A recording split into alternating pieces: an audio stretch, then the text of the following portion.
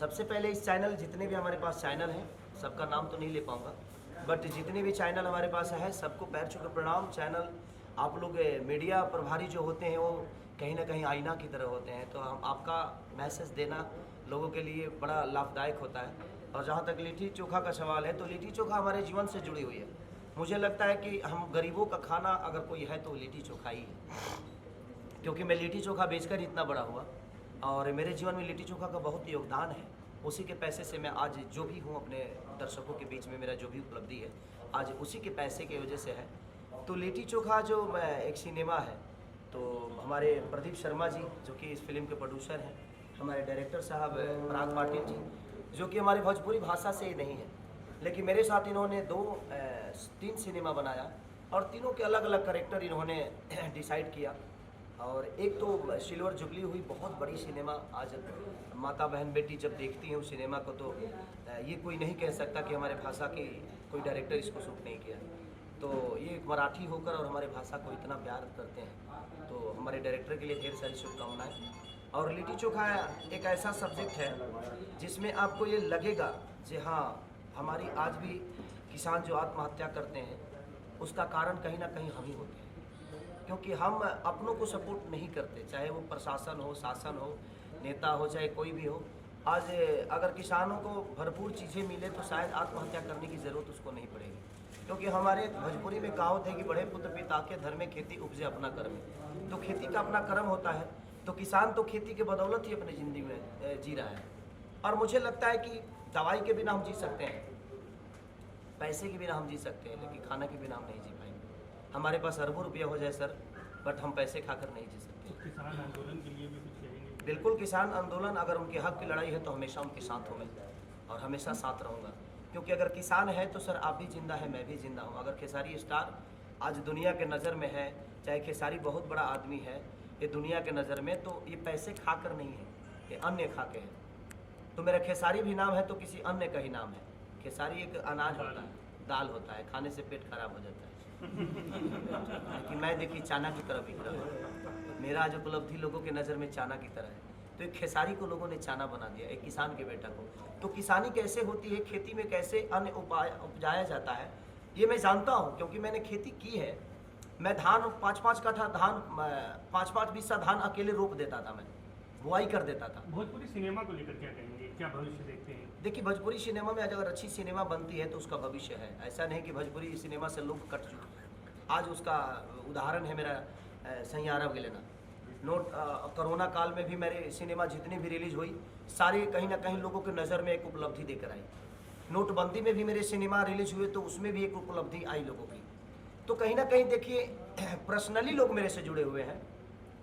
और मैं आज आपको एक बताता हूँ, 6.5 करोड़ जनता जो बिहार की और यूपी की है वो मेरे से रियल बात करती है, फेस टू फेस मेरे से बात करती है, और मैं उनकी हमेशा दुख सुख में हमेशा खड़ा रहता हूँ।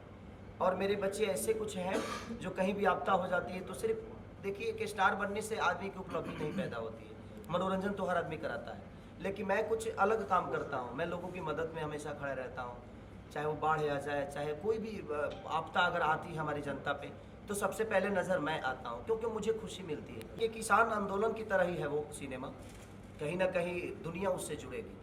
और प्रदीप भैया ने बहुत खर्चा किया उस सिनेमा को बनाने में, जो भी ज़रूरत की चीज़ें हुई, हमें कभी ये नहीं महसूस होने दिया कि हाँ ये नहीं होना चाहिए, ये लोकेशन पे अगर आपका शूट नहीं हो रहा है और ये लोकेशन सिनेमा के लिए अच्छा नहीं है, तो इन्होंने बोला और महंगा अगर लोकेशन हो तो आप करिए, सिनेमा अच्छा बनाइए। क्योंकि कब तक आ रही दर्शकों? रिलीजिंग डेट तो अभी शायद नहीं आया है, अप्रैल में रिलीज होगी वो, इस महीने के बाद। किसान आंदोलन को समर्थन कर रही है ये मूवी? बिल्कुल किसान आंदोलन को समर्थन करेगी, क्योंकि देखिए कहीं ना कहीं करप्ट किसान नहीं होता है, क्योंकि वो मेहनत करना जानता है सर। टेबल पे बैठ के हम लोगों के बारे में सोच लेते हैं, कभी किसान के खेत में जाकर सोचिए, तब समझ में आता है कि अगर हम जिंदा हैं तो उसी धान के बदौलत, उसी गेहूं के बदौलत, उसी चावल के बदौलत, उसी दाल के बदौलत, क्योंकि हमारे पास अरबों, चाहे अडानी हो, चाहे अंबानी हो, चाहे दुनिया का कोई भी अरबपति आदमी हो, इस दिमाग में रख लीजिए कि पैसे खाना होना तो शायद आप एक दिन जिंदा नहीं रहेंगे, लेकिन अन्न अगर मिले तो शायद आप आजीवन जिंदा रह सकते हैं। तो मेरे कहने का मतलब जे किसान को उसके हक की चीज़ मिलनी चाहिए, और वही कहानी हम लोगों ने लिट्टी चोखा में पिरोया है। और हमारे डायरेक्टर की सोच है, हमारे राइटर राकेश त्रिपाठी जी की सोच है, हमारे पदम भैया की सोच है, हमारे प्रदीप शर्मा जी की सोच है, काजल रखवानी की सोच है, खेसारी की सोच है।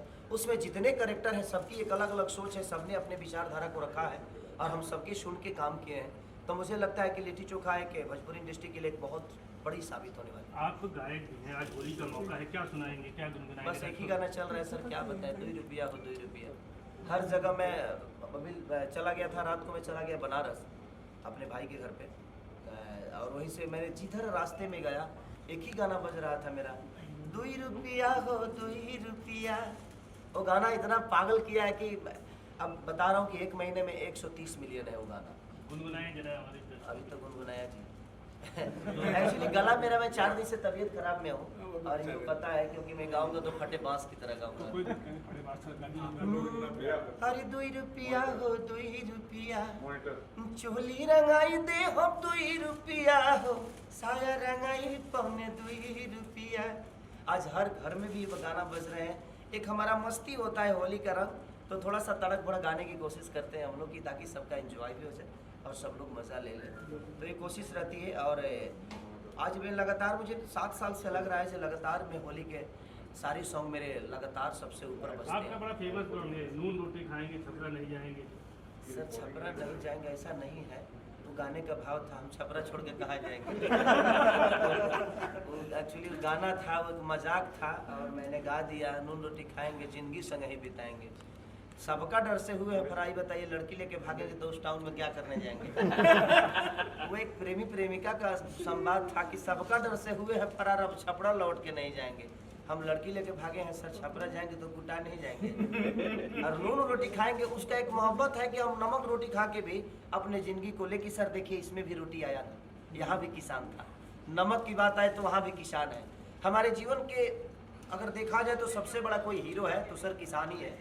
जय जवान जय किसान। देखिए हमारे देश की भी रक्षा अगर हमारा जवान करता है तो कहीं ना कहीं अन्न खा के ही करता है। तो मुझे लगता है कि अगर देखा जाए तो सर्वोपरि अगर माना जाए तो हमें किसान को मानना चाहिए, क्योंकि किसान अगर नहीं होता तो हमारे जीवन में कोई भी बड़ा आदमी चांद पे भी जो जाता है वो रोटी खा के ही जाता है।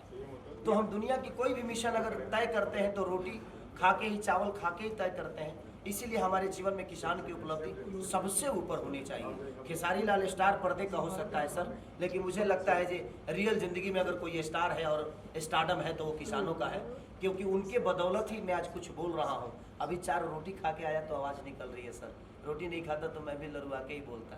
तो किसानों को लेकर के आप बहुत मतलब एक तरीके से दुश्मन में, सरकार क्या लगता है सरकार नहीं सुन रही है, क्या कहें? देखिए सर, सरकार की बातें तो मैं नहीं जानता, क्योंकि मैं सरकार में नहीं हूँ। मैं सरकार, जिस तरह सरकार मेरे से है मैं उससे नहीं हूँ। तो मुझे ऐसा लगता है कि सरकार को इस पहलू पे काम करना चाहिए, जब उनके सामने थाली में रोटी आती है ना तो सरकार के हर आदमी खाता है सर, चाहे वो मुख्यमंत्री हो, चाहे प्रधानमंत्री हो, चाहे गृह मंत्री हो, चाहे कोई भी मंत्री हो सर। मैं पढ़ा लिखा कम हूँ इसलिए कम मंत्रियों का नाम जानता हूँ। तो मुझे ऐसा लगता है कि जब सामने थाली में रोटी आती है ना तो एक बार उनको, उन किसानों की तरफ देखना चाहिए सर, क्यों किस दर्द से हमारे थाली में वो 2 रोटी देने का काम किया है। हमें अगर कोई सरकार किसी किसान के लिए करता है तो सर साल में 1 बार करना है, उसको 1 बार बिल पास करना है, चाहे कोई भी तकलीफ हो उसको 1 ही बार करना है। लेकिन किसान हर दिन अपने पसीना बहा के और आपके लिए सालों भर की रोटी की व्यवस्था करता है।